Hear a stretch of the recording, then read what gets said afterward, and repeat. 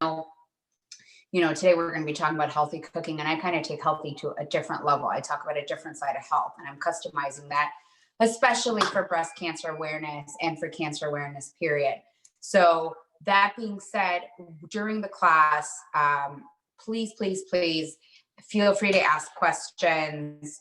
I'm hoping I'll be able to see the questions as they come up, or if you can tell me the questions. That's the best part of this class. It's making sure that I can get to everybody's questions, because I know there's going to be a lot, especially since we're doing some techniques and some ingredients that aren't the usual. We're going to be switching things around a little bit in an effort to make things a lot more flavorful and never really missing the ingredients that make it not so healthy. So that being said, I'm going to be making today a low carb chicken piccata with cauliflower rice risotto. So many people don't know that you can emulate a lot of your favorite foods just by using different ingredients. So before we get started, I'll tell you guys kind of a little bit about me and kind of what my belief is. And if you hear cats in the background, please forgive me. My cat is arguing with my daughter right now. So basically, I do have a boutique catering company, started as a food blog, but also I have a private chef company. And so for our clients, we really try and create really healthy, clean meals.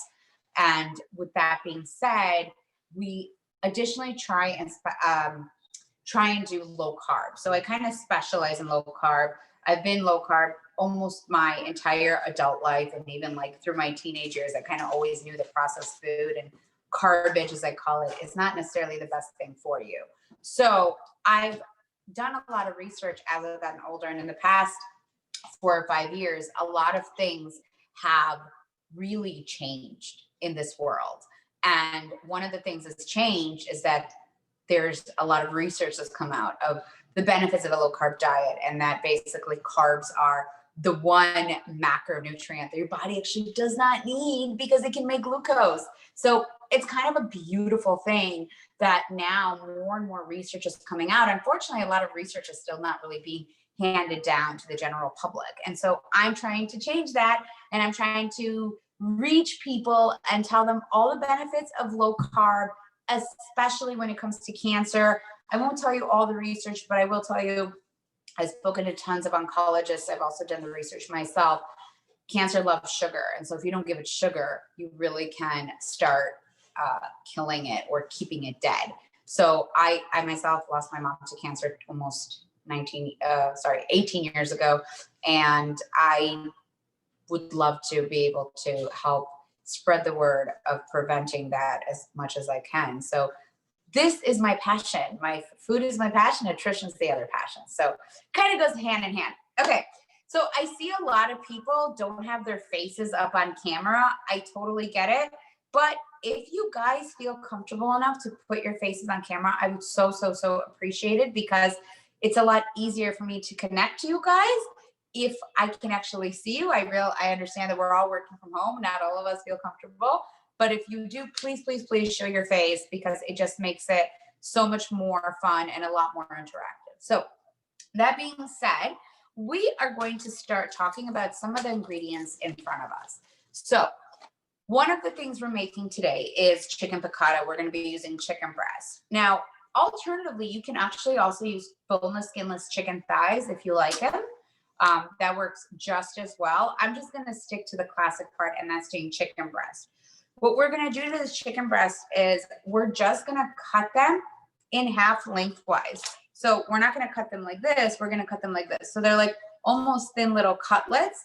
Not only will they sear faster for us and cook faster, but also they actually, think about it, the thinner they are, the more flavor they're actually going to absorb. So it's going to be a much more flavorful chicken breast rather than if you were doing an entire one.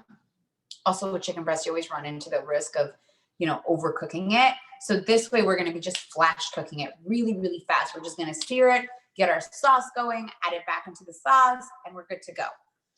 The next thing we're going to be doing is a cauliflower risotto. So if some of you aren't familiar, a risotto is basically a really, really popular Italian rice dish. And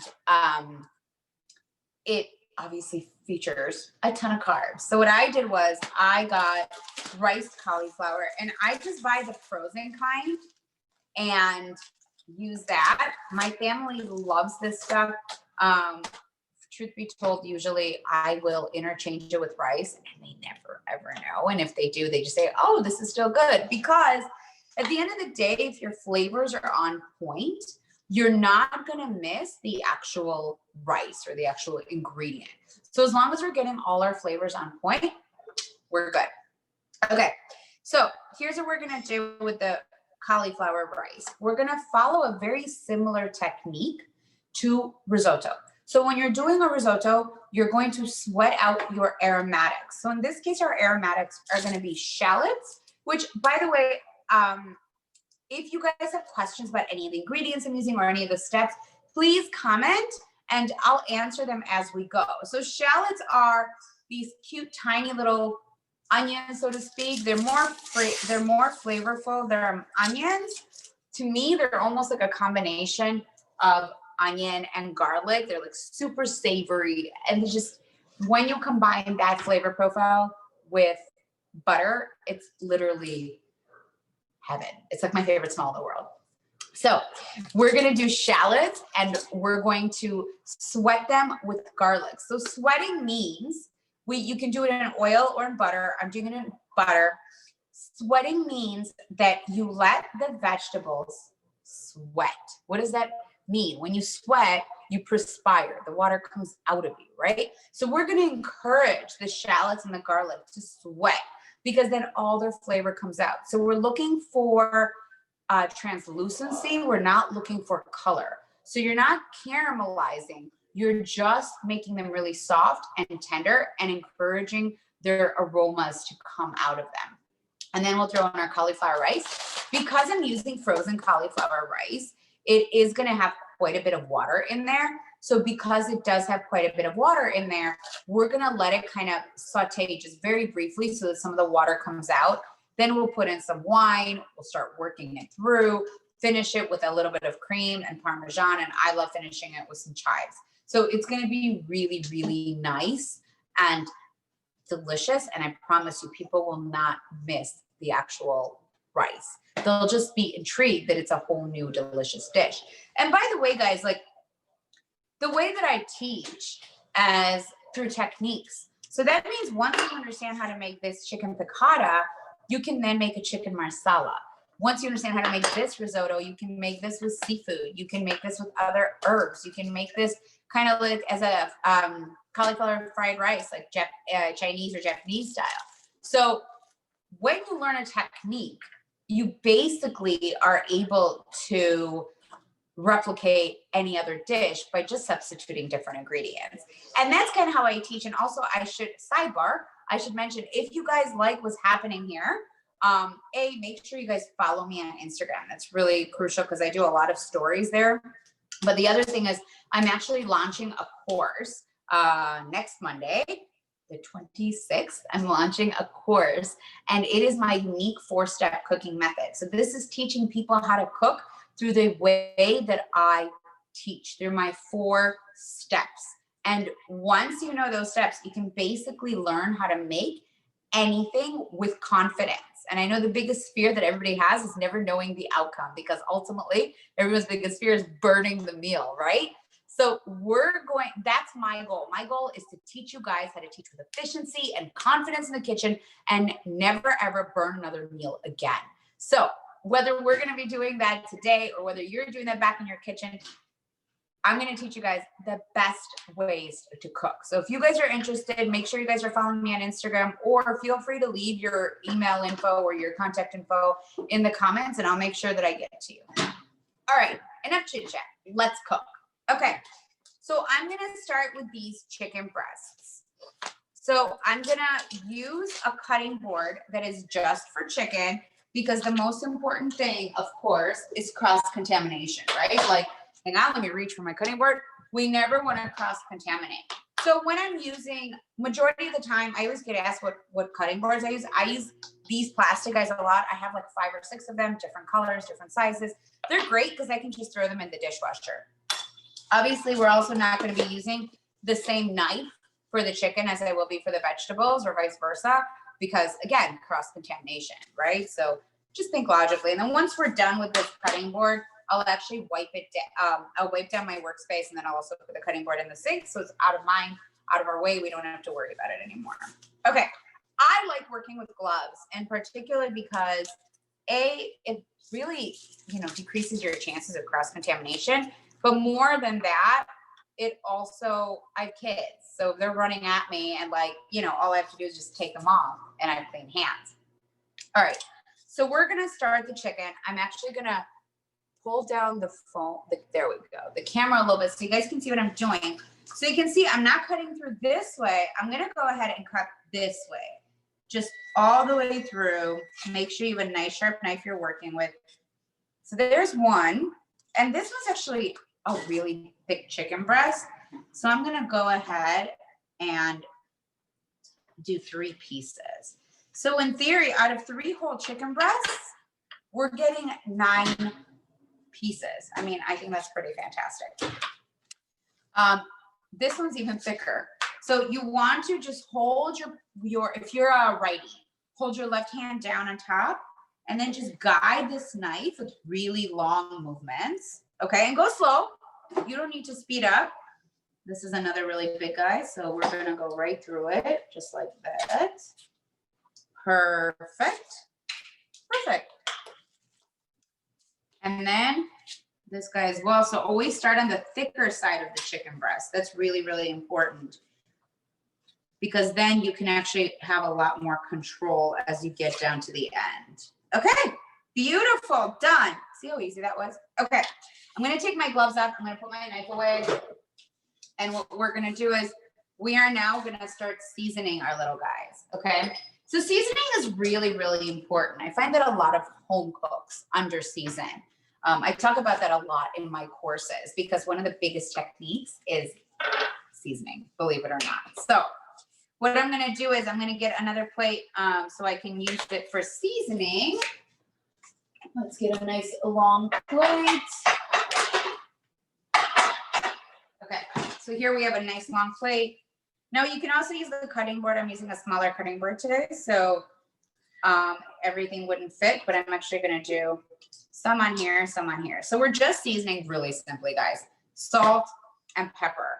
And because this just came out of the fridge, you never wanna put a ice cold protein on a pan. It just doesn't, you're not doing it any justice. So what we're gonna do is we're gonna let it chill, and we're gonna start prepping everything else.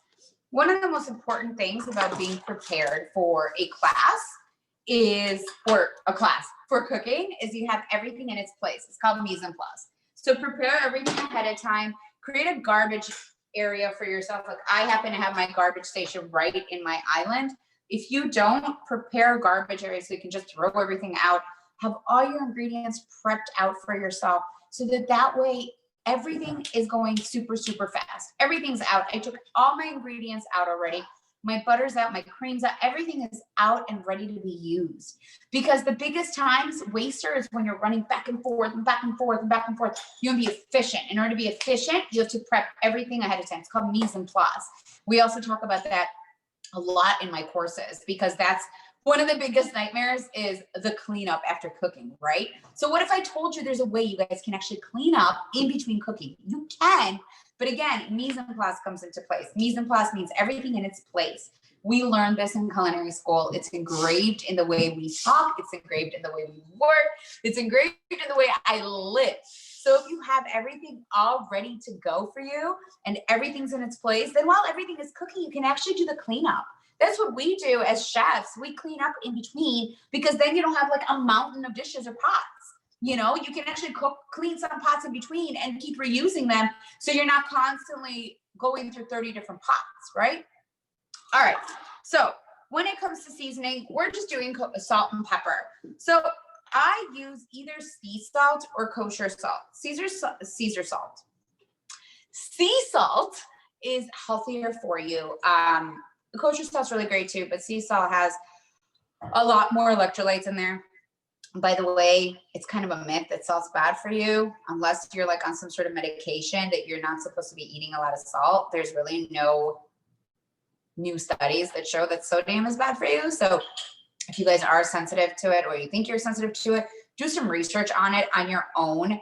Find some books on it that actually talk about that salt is an electrolyte. You need it.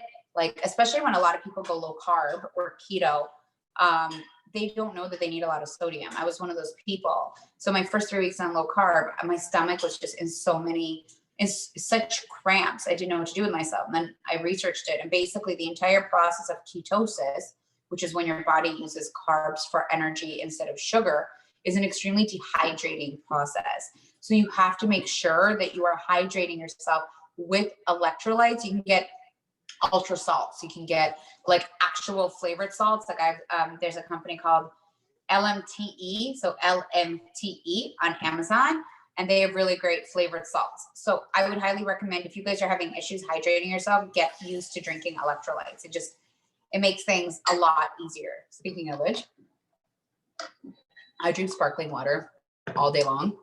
It's the only way I can get my water down. So just, flavored sparkling water, no sugar, nothing like that. All right, back to our salt. So this is kosher salt, sea salt. You're gonna want to use, if you guys can see, this is it's a little bit of a bigger grain. And that's important because you can actually feel it. You can actually feel how you're seasoning. That's something that's really, really important. You want to be able to understand that you're doing that. So we're gonna take the salt and we're just gonna season from above.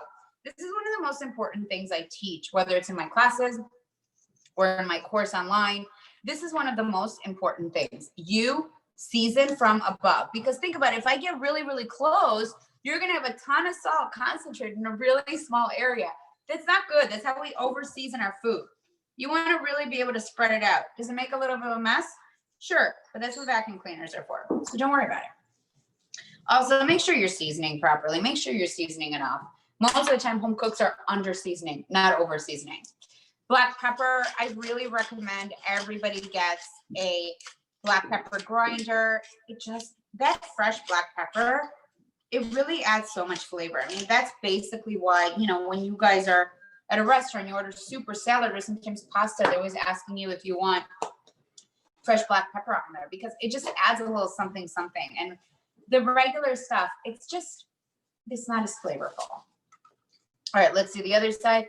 Again, guys, as I'm going, if you're having questions on what I'm saying, or if there's any questions on ingredients, techniques, whatever, just please, please, please shout it out. It makes it so much more informative for you guys and so much more beneficial. Okay, so we're gonna throw that out. Let's go back to seasoning. I'll go faster this time. And then, like I said, we're just gonna let it hang out. We're just gonna let it chill for a little bit, okay? Because I really want it to come to room temperature, and because it's so thin, it's gonna come to room temperature much, much faster. So let's go ahead and season with black pepper. And then we can set this aside, and we're actually using shallots for both the piccata and the risotto. So we're gonna prep once, use twice. All right, I'm gonna move these guys behind me. Switch cutting boards for a second. Let that hang out a little bit. Now remember one thing. I just used raw chicken on here, right? So I'm gonna have to go ahead and sanitize. So I just have some like Clorox cleaner on here just so we can clean this all up and make sure that we're not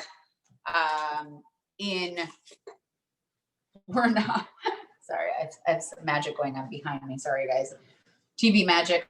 So making sure that we're not cross-contaminating. There's no chicken on here, nothing. All right, cool. So let's get that going. Now we're going to start prepping our shallots. And I'm going to show you one of my most interesting tools. Does anybody know what this is? Feel free to comment if you do. Does anybody know what this is? No? No takers? Anybody? No? No takers? I'm swiping through to see if anybody's answering.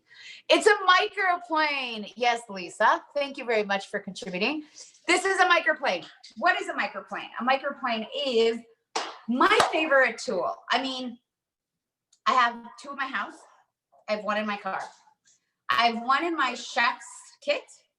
And I have one at our commercial kitchen. I have like 4 at the commercial kitchen that we work with. The reason is because I use this for everything, guys. This is such a great tool. So you can use it for mincing your garlic. So forget like sitting there endless hours and mincing garlic. No, we're going to use this. You can also use it for, yes, that's correct. You can also use it for grating cheese. They come in bigger sizes. Let me show you guys another one I have. So they come in a size like this as well. And they even come in like bigger sizes like this. And that really is for like cheeses or even like shredding onions or potatoes. Like it's so useful. You can use this for ginger. You can use this for like grating fresh spices like nutmeg or cinnamon sticks. I usually use it for my favorite thing in the world, which is zesting. And we'll be zesting in this recipe galore. Lemon zesting is one of the best techniques, any citrus zesting. Lemon zest or lime zest or even orange zest, it adds a certain brightness. So like when you're kind of eating something and you're like, nah, like these flavors are muted. Like what can I do to brighten it up? Add that citrus zest into it. The reason is because you're adding the flavors of lemon without the acidity. The acidity comes in the juice. The actual oils of the lemon are in the skin and they have that like je ne sais quoi, like that's something that adds that pop of flavor to your dish. So if you guys are ever missing anything, just zest. I have a little saying that says, when in doubt, zest it out. I swear I'm making t-shirts that say that because so many people want one. When in doubt, zest it out. I mean, it's just, I swear it creates the biggest difference in every dish. I'm obsessed with it. Okay. So moving right along, we're going to go ahead and start chopping our shallots. If anybody has any questions, by the way, that any of the tools I'm using, like the brands or where you can find it, things like that, I have an entire shop on my webpage on girlandthekitchen.com. You can go to shop and it's all Amazon links. So feel free to go on there and shop your little heart out because majority of the stuff I use, it's not really expensive, but it makes such a big difference when we're cooking. So we're going to go ahead and chop these up super small. Now your other option, I'm not doing a lot of chopping today. Oh, sorry, I didn't see that comment. Can you say that again? My head was down. My apologies. I just put in your website on there. Oh, thank you. I usually use my food processor. Here, I'll show you guys. I'm not using it today again because there's not a lot of chopping happening. But this is a really fun little tip because this is my most used thing in the kitchen. So this is an immersion blender. Again, these are linked on my site. My favorite one is my Breville.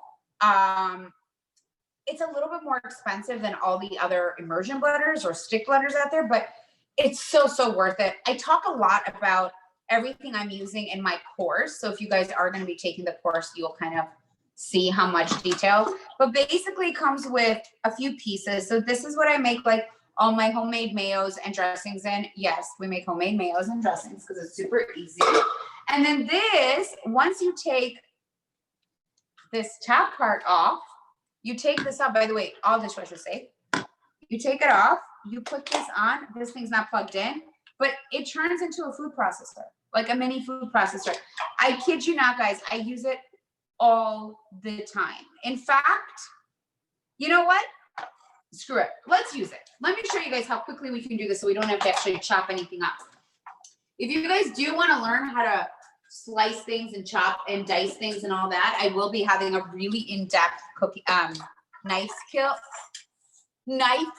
skills class on my course. If you guys are interested in that, it is actually not even on my site yet. In fact, no one even knows about it yet because it's launching just in founder members. So basically only 30 people are going to be getting into this class for a much better rate. And it's going to be kind of customized towards you guys. So the founding members get a lot of benefits. Plus there's going to be a bunch of freebies. So if you guys are interested, please make sure to email me, or even, like I said, write it down below and I'll make sure I'll get a transcript of this. Okay. Oh my God, I can't believe I caught that with my leg. Wow. Wow. My coordination skills are really coming through. Okay. Sorry guys, I have an itch in my nose. So we're just gonna cut the tops off and the bottoms off. It's just like onions. Peel that paper on the outside. There you go. And see, they're kind of like this really beautiful, almost like a lilac color, like light purple. Just like that. This one's really young because the paper is so stubborn to come off. Okay. Now they also have these in grocery stores now already peeled. Feel free to buy them. The only problem is, I will tell you, even at the high-end grocery stores, majority of the time, I do find they're already spoiled. It's like so depressing, but they go bad pretty quickly, I guess, especially when they're not vacuum sealed or anything, you know? So they go bad pretty quickly. But I mean, if you're really, you know, strapped for time and you want to speed this up, totally buy peeled. Just don't buy like the already diced anything. Don't buy like the, you know, like they have diced garlic or minced garlic in the jars. Please don't buy that. It totally changes the flavor profile. All right, this thing's on high. I'm gonna press the button and it's gonna whirl up.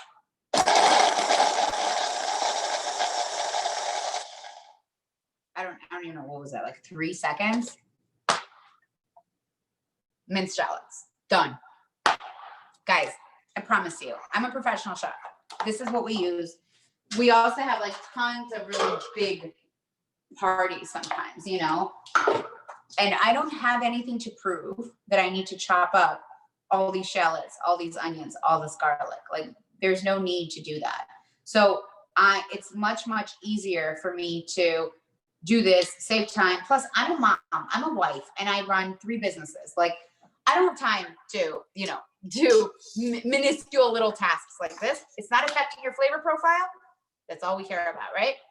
All right, let's get our risotto cooking. Okay, so in this gorgeous little pan, again, I do talk a lot about like the pots and pans I use in my courses. If you guys are interested, make sure you guys shoot me a note. We're gonna be this is called a saucier pan. It's a very famous French term, but basically it's got really, really high sides and kind of like a rounded bottom. I don't know why I love it so much, but I do. I will periodically show you guys how this is cooking, but right, I just didn't, I have like a little, what do they call, like the induction burners, but my induction burner decided not to work today. So sorry, I can move you guys, but I think it just might be a little bit disruptive to you guys. So I don't want to have to do that, but I'll periodically show you. So I'm taking butter, taking about a half a stick of butter. Before a lot of you gasp, remember, I'm high fat, low carb. So for me, fat is good for me. Some people can do low carb without doing a lot of fat. Now, I only eat 2 to 3 meals a day. So realistically speaking, I'm actually not getting nearly enough calories into my diet. So I really do need to add a lot of fat and a ton of protein. My diet is mostly fat and protein. I do have vegetables sometimes. I do have like berries on occasion, but generally speaking, my diet is really heavy on protein and fat. That's it. All right, garlic. Again, same as shallots. Buy the peeled garlic. No one has time to peel garlic. Promise you, it's not going to change the flavor profile. Again, just don't buy the minced garlic. Buy this garlic. We're going to go ahead and use our fancy dandy microplane, and we're just going to mince it. Look at that. Just watch your fingers, because this stuff gets sharp fast. And like the little pieces that are left, this is what they look like. I just throw them in too, because they just melt right in. They get so thin towards the end, they'll melt right in. I like things super garlicky, so we're gonna do about 5 or 6 cloves. You guys know viral. Garlic is super good for you. It's antiviral, antimicrobial. I'm Eastern European, And so if you guys remember, I think it was like 2-3 years ago, there's like a really bad flu season. Assuming not nearly as bad as this year will be. But there was a really bad flu season, and my mother-in-law said, just stick a clove of garlic up your nose and walk around with it. It's like, yeah, I'm right on top of that. Because and then my dad said to stick them in my ears. Oh my God, ridiculous. These wives' tales. I'm sure there's some truth to it, but I wasn't prepared for that. All right, so we're gonna take our garlic. Those aren't ready. We're gonna throw it in there. Again, you guys are gonna see it's a really, really gentle like heat. It's just like a low medium. So it's like just bubbling off the best way. The best smell in the world, I told you guys. And we're gonna take about half of the shallots because we really need to flavor that. Now, instead of a wooden spoon, I use a heat-proof spatula. I just find it a lot more versatile. So this burner that I have runs super, super high. So I'm actually gonna turn it down just a little bit. Okay, there we go. And just let it barely simmer. That's a sweat, like it's just barely happening. And then you guys see how gentle that's cooking right there? It's just bubbling, but like not crazy. We're gonna let that go for a little bit. And if you see things that are starting to burn, just start, turning them and they'll be okay. Which need a water break. Okay, I'm gonna get my wine open. We're actually using wine for both. There's a lot of similar ingredients here, by the way. We're using butter in both. We're using shallots in both. We're using wine in both. We're using lemon in both. We're using parsley potentially in both. So there's a lot of intermingling here going on. In terms of what wine I use, guys, I'm using $2 Chuck from Trader Joe's. I think now it's $3 Chuck, but this is a Pinot Grigio. You can use a Sauvignon Blanc. You can use a Chardonnay. Really, you want to use a white wine. There are risottos that use red wines. It's actually really cool because you get like that cool maroon color, but I'm just going for a really classic flavor here. Plus, we're going to be using this in our chicken piccata. So piccata is traditionally made with vermouth, but I figure let's just use white wine because majority of the flavor from piccata does not come from vermouth, but comes from capers. Unbeknownst to one of my clients, these are not marinated peas. They're capers. They are relatives of the gooseberry. They're briny and delicious. Very, very popular in the Mediterranean and Middle Eastern regions. Used a lot in Italian cooking, Spanish cooking, just super, super yummy. I'm a big, big fan. They're in this yummy brine. So what I'm going to do is when I'm ready, I just put them out with a spoon instead of actually, which reminds me, I need to get a spoon so that I don't get a lot of the brine because the brine tends to be really, really salty. Okay. So this is really nice. Look at that. You see, it's like almost melting. It's lovely. Guys, I wish you could smell what's happening here. All right, so we're gonna take my cauliflower because it's frozen. Break it up a little bit in the package, just with your hands. This has been sitting out for, I don't know, like an hour or so. So it's nice. Oh, this one's even softer. This one's been sitting down for an hour. It's totally soft. All right, so we're gonna open this up. Again, remember, you could do this with other ingredients as well. You can put some diced red peppers in here. You can add some spinach at the end. You can do anything you want, really. Be as creative as you like.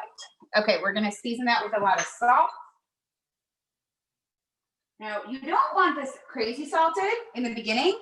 The reason is because we're also adding Parmesan in there. Parmesan is super salty. So we want to be able to control our ingredients. Again, I'm just giving this a good workaround. In classic Italian cooking, risotto basically would get cooked a lot with broth and cooked and cooked and cooked and cooked.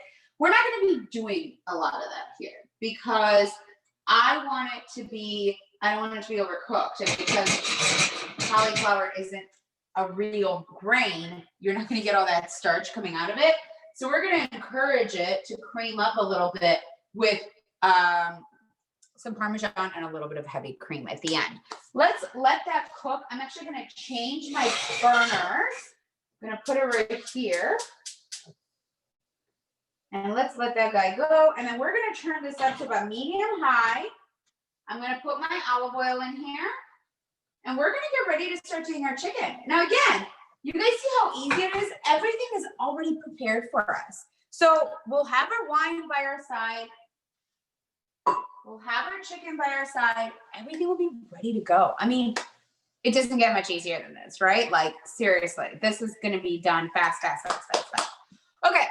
Any questions so far from any of you guys? Anything I'm not answering? Anything you guys want to know?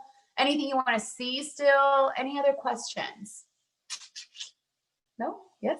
No? Okay. If you guys do, please chime in. Please, please, please. I love answering questions. Okay, so we can really hear this guy going. Let's turn it down just a little bit. Okay, I'm actually going to hit it with a swig of wine now, because what's happening is the cauliflower rice is getting super, super dry, which is good. We've worked out all that like extra water out of it, but now I kind of want to encourage it to start absorbing a lot of the flavor. So like about a cup of wine. Now remember, I don't cook with recipes, I cook with techniques. That's my goal for you guys too. Okay, so I have a nice nonstick pan heating up for my piccata. Oh, that smells lovely. Okay.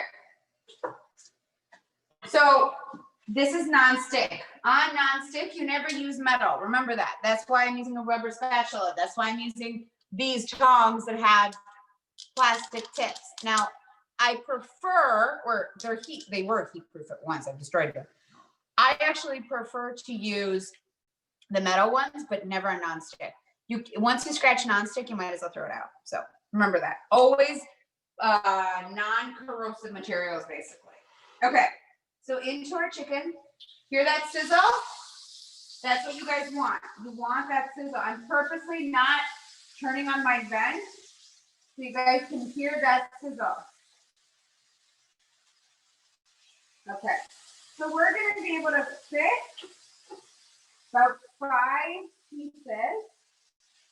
Then we'll have 4 pieces to go. So I'm doing this on like more of a high heat. And the reason is because I really, really want to get it color and then take it off. So we're only actually getting color on one side because I wanted to finish cooking on the other side when we put together the sauce, okay? Let me get one more thing. Let me just get some chicken stock. There it is, okay? Here's some chicken stock. We're gonna need that for our sauce later. Now, just so you guys know, my favorite, excuse me, my favorite stock, Trader Joe's, the best. I promise, the best.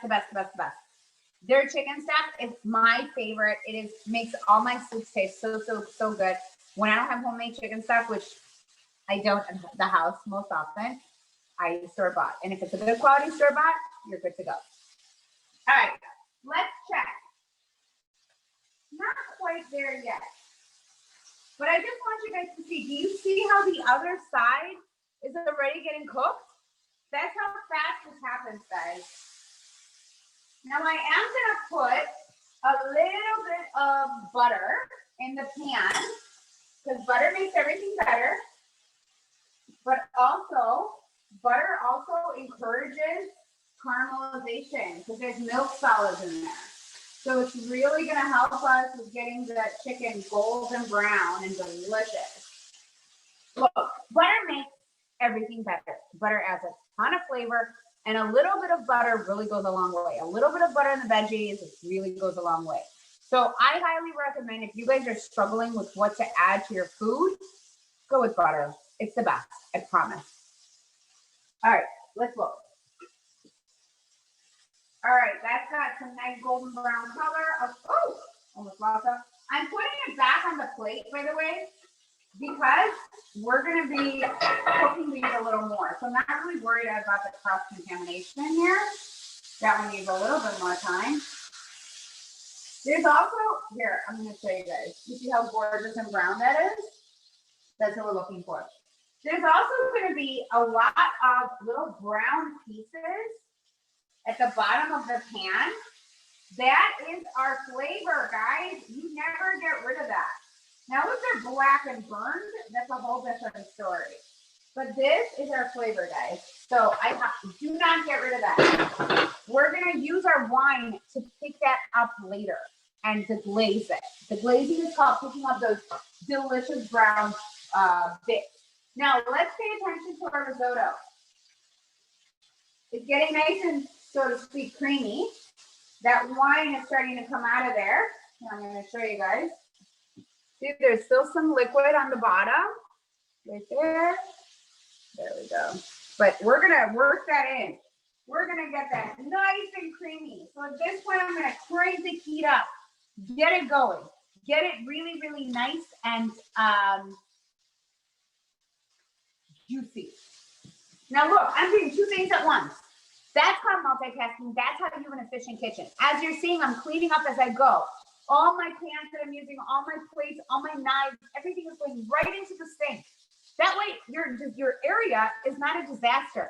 I'm also cleaning up all my ingredients as I go. My garlic, I put back in the fridge. So the only things I've stuck here. The only things I've left here are things that I need to use, which is great. Because then you actually never forget a step. Because if you see the ingredients around you, you'll be like, oh, yes, that's right. I forgot. I got to add paper. Okay. So we are going to flip these really quickly. Because two of these are thicker. So I just want to give them like an equal opportunity. So I just flash. You saw how quickly that went. I'm just flashing it real quick. Okay. So now we're going to turn it down just a tad. Not much, just a tad. Now, ordinarily, you guys would have flour on that chicken breast. Because we're doing low carb, we're not doing flour. Because the only thing the flour does is thickens our sauce. Now, I'm fine with a little bit of a thinner sauce. I can also add a little bit of cornstarch to my sauce, and that'll thicken it like a slurry, which is an equal part water and sauce, water and cornstarch, sorry. But I'm not even gonna do that. Okay, so now watch. These beautiful shallots are now covered in this gorgeous butter that was in there, and I'm gonna put some white wine in there. See that? You want that, that's called the glazing. Then you go back in there and you scrub the bottom. Just like that, okay? While that's the glazing, I'm gonna take my lemon, I'm gonna cut up half a lemon, and I'm gonna juice the other half, okay? Oops, forgot that. Take out the seeds and slice, because these slices are gonna go right into our sauce. Just like that, nice slices. Okay. Just a few more. Okay, awesome. Awesome, awesome, awesome. Alrighty. So that's going. And I'm gonna go ahead and start adding my chicken in, guys. Chicken in. Just like that. Now on the plate that your chicken was resting, there is a lot of juice. Pour that juice in. That's Flavor City. That's some of the butter and some of the juice from that chicken. You do not want to let that go. Pour that right on in. Okay, let me get rid of this. Wash my spatula. Okay. And now we're going to add some of the chicken broth. Now again, this time it's boiling. Right now I have it on high, okay? Again, if you want it a little thicker, we can thicken it, but I don't need to do that. Okay. I don't know where my spoon went now. Okay. Hang on. Let me grab another spoon. All righty.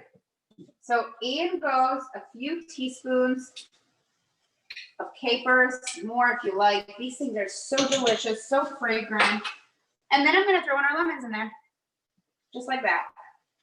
I'll show you what it looks like. Come on, get in there, buddy. Okay. Look at how gorgeous that is. This can go from stove to table. Okay, here's our risotto. Beautiful, cooked through. We're ready to finish it off. Look at that. Okay, so now we're gonna add in a little bit of cream, heavy cream, not half and half. Just a touch. There's no need to go insanely crazy here because we're still adding that gorgeous, gorgeous Parmesan cheese. Let me grab our parm. Okay, there's my parm. I buy a lot of stuff at Trader Joe's, by the way, guys, as you will see, because my Trader Joe's is 5 minutes away from me. I love that store because I get shopping done really fast because of how small it is. So with the Parmesan, you can be as liberal or as conservative as you like. I like a lot. I also love a lot of fresh black pepper on here. You can also put like some heat, like with red pepper flakes. So when you're like sweating up your, shallots and garlic in here, you can add some red pepper flakes. Really get that heat going in there. That'll be really lovely. All right, let me break that. There was Parmesan in chunks. I'm gonna break that up. Oh, this is so lovely. Love this. I'm so excited to get to eat this for lunch, guys. I can't even tell you. Okay, look at how beautiful that is. Look at that. Creamy, cheesy, delicious. All right, I'm gonna finish it with some lemon zest as I promised. Let me get another lemon out of my fridge here. Okay.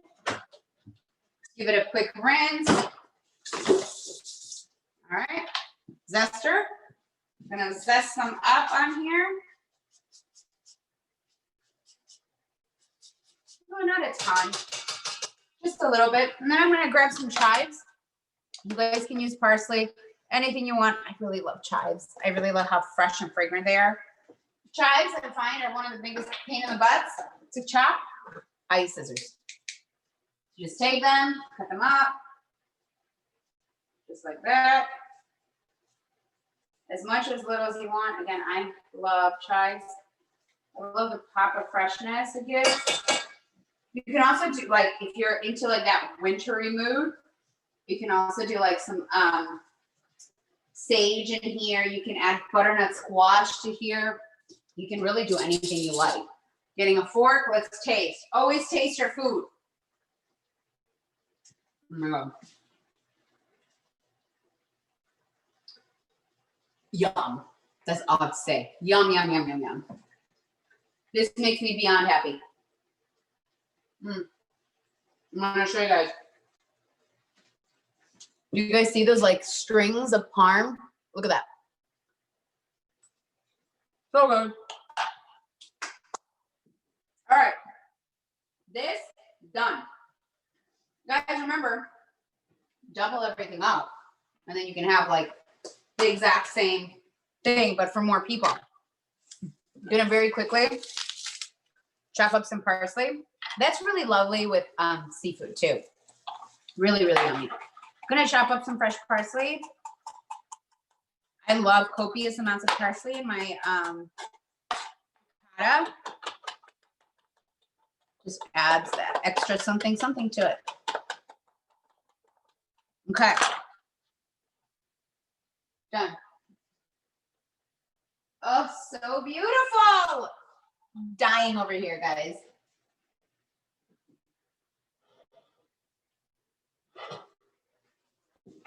Tell me that's not the best. The best, right? Let's plate this puppy because I'm hungry. I want to have lunch. Okay. I'm gonna get some cauliflower risotto on the bottom. Yes. Add more parm if you like. Feel free to you guys. I'm gonna do a few chicken breasts for myself. just like that. And then I'm going to do a little bit more parsley on top. Voila. There you go. A complete low carb meal. And I cooked this in under 20 minutes. I was just chatting a lot, but so yummy. Let me take a bite of that chicken. And it's so tender. Look how juicy that is.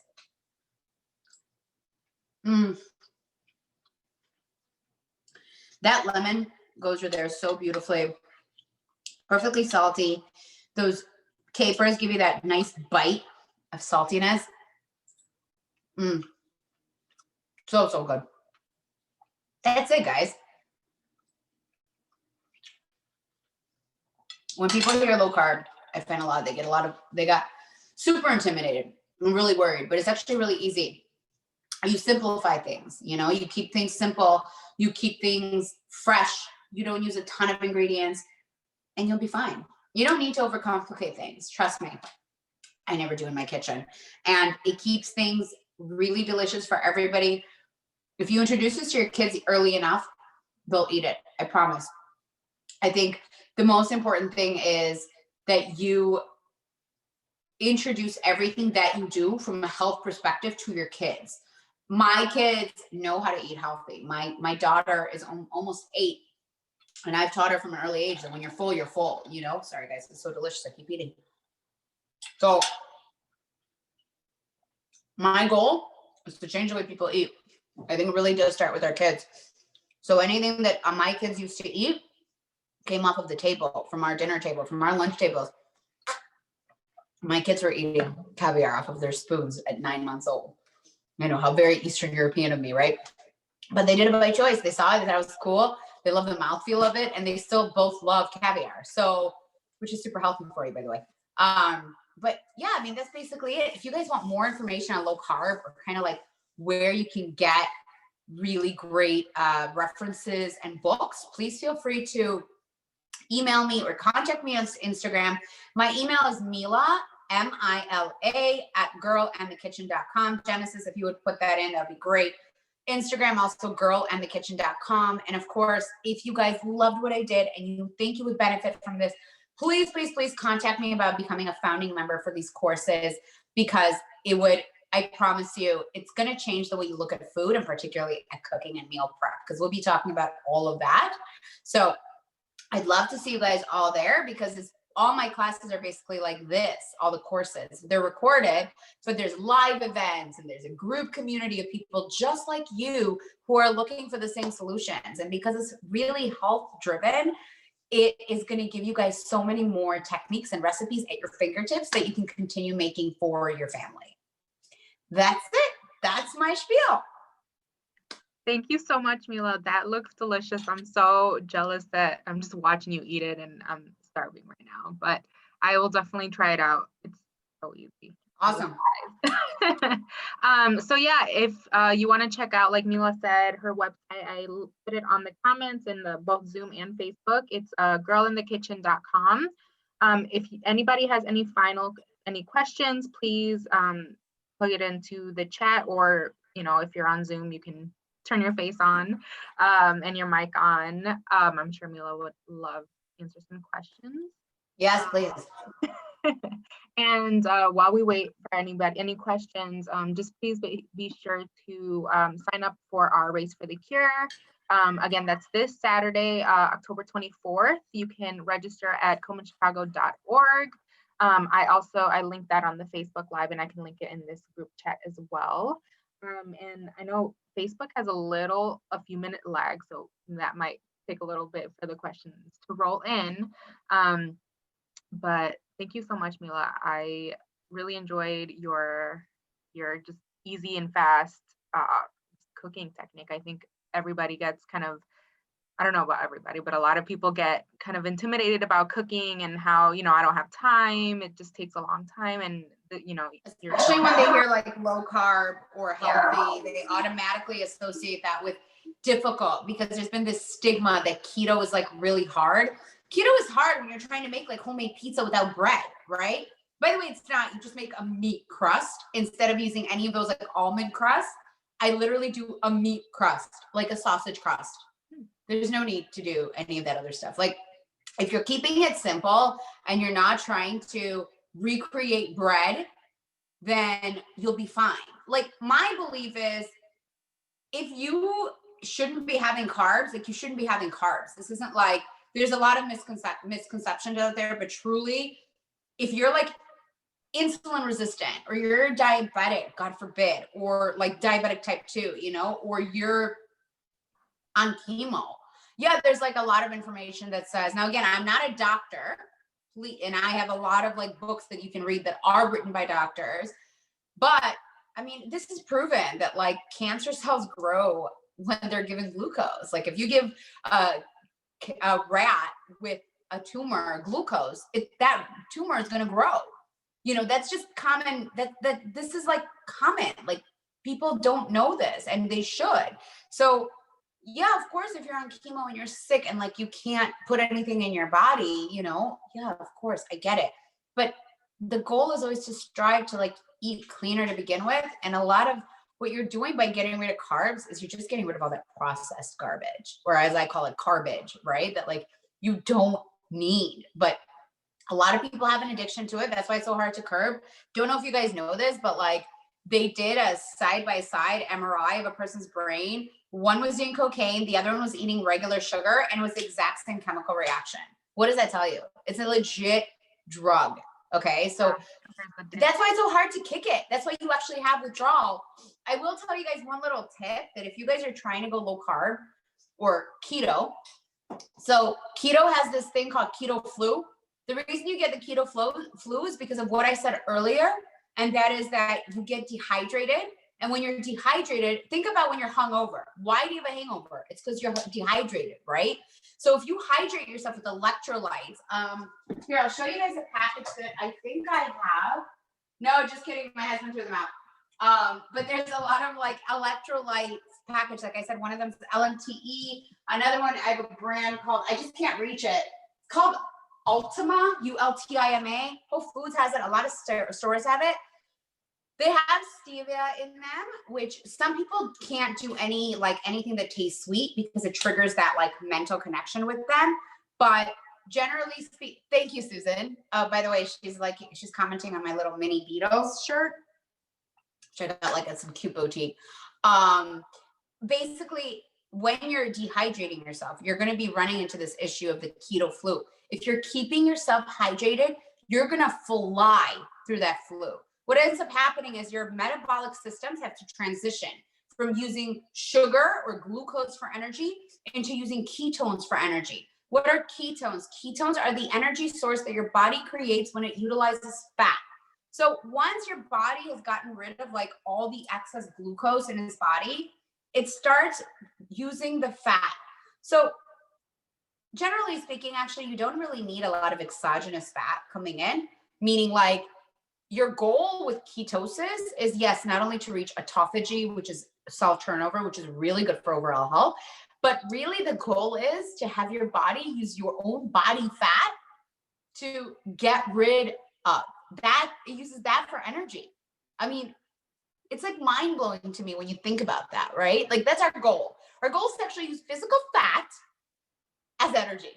And that's what you're going to get. So there's a lot of butter, there's a lot of cream in here. However, I don't eat like this every day. I do eat steaks all the time. I eat whole eggs all the time, but I don't necessarily add like, yeah, I use coffee with heavy cream because I hate black coffee, but you don't need to add everything. You know, like if you're just having like a steak with Brussels sprouts, you can add like 1 tablespoon of butter into that steak or into those Brussels sprouts. It's not going to kill you, but you don't need to like a heavy cream and tons of cheese, because that will stall you, because you're essentially adding in extra fat that your body doesn't need to utilize. So you don't need to be low carb, low fat, but just think logically, right? Like, is there really a need to cover everything in cakey, like layers of cheese and butter and cream? It's delicious, but it's not necessary. So that's why, like, I think keto got a really bad rep because of the keto flu, but also because like, oh, well, everybody's just eating bacon and cheese. Yeah, but you don't have to eat it in copious amounts, right? So like, just think logically. It'll also help your stomach like reach satiety, because when you're eating real fat and real food, your body's no longer confused by the signals it's getting from carbs, which is, think about how many real eggs you can eat. Okay, like whole, really delicious poached eggs or like boiled eggs. How many can you eat? I mean, I know for me, I can eat 6 because that's usually my dinner. That's a chef's dinner, poached eggs. But how many potato chips can you eat in a bag? You can eat the whole damn bag, right? So like, think about it. That food is not being registered in your brain or in your stomach as making you full. Because of that, you never feel full and you're eating empty calories. If you're eating a really beautiful ribeye and you're eating like whole eggs or you're eating like heavy milk, heavy cream, you're gonna feel that, guys. Like you can't drink as much heavy cream as you can milk. Milk also has a ton of sugar, by the way. With dairy, just a tip, and I promise I'll let everybody go. The higher the fat, the lower the sugar, right? So milk has a lot of lactose in it. By the way, if you're lactose intolerant, don't buy lactose-free milk. It's not really lactose-free. There's just an enzyme in there that helps your body get rid of it, which people who are lactose intolerant are missing. You know that it's not lactose-free because lactose is a dairy sugar. So if you look at the nutritional value in the end, at the nutrition milk, it still has like 16 grams of sugar, just the same as regular milk. They're not taking the lactose out. They're putting an enzyme in to help your body digest it. That's it. So that's why a lot of people who can't do milk, they actually can do heavy cream and butter and like cheeses that don't have a lot of lactose in it, like Parmesan cheese. So just remember that. Remember those kind of little tips and just start thinking a lot more mindfully. Again, if you guys want, please, please, please, I'm like open as can be. Reach out to me. This is like my passion project. I love talking to you about food and nutrition. And I'll point you guys in the right direction as to who to read. There's so many books out there. I've read so many of them, and I'll tell you like what makes sense, what makes it super easy, and like who to listen to, because a lot of the time you just need that for inspiration, you know? There's a lot of podcasts I listen to that are all based on that, based on testimonials, based on doctors, things like that. So please, please, please don't be shy. Reach out. I'm happy to help. If you're on Instagram, come say hi to me. I love getting DMs from followers, and just join the community. It's so, so, so, so much fun. We have such a great time cooking together. And if you guys are interested, please holler. I also do this for private groups too. So yeah. Absolutely. I'll definitely be following you on Instagram, and please everybody go to the links, and we'll let you go, Mila, so you can eat your food before it gets cold. Used to it. All right, everyone. Thank you so much. Have a great rest of your day. Bye. Bye, guys.